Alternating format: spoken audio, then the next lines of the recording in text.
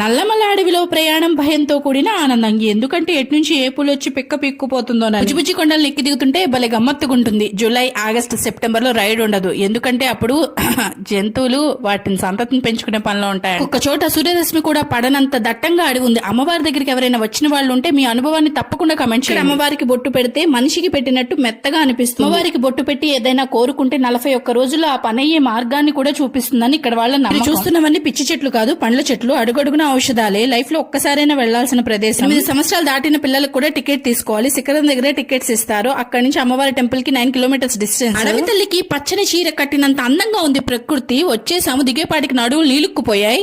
వచ్చాడు డౌట్స్ నా సన్, జింకలే అని నిన్ను చూసి పారిపోయాయి అన్నాను. వచ్చిన జీపులు వదిలేసి 1/2 కిలోమీటర్ నడవాలి. కొడుకు అడుగడుగునా డౌట్లే, అక్కడే ఆగిపోయాడు. జింకలు చూపిస్తారా చేస్తారా అని మా ఆయన సర్ది చెప్పుకుంటున్నారు. కూడా అమ్మవారిని చూడాలని మరి ఆశపడుతున్నారా? మీ బుజ్జి వేలుతో ఒక లైక్ కొట్టి సబ్స్క్రైబ్ చేసుకోండి.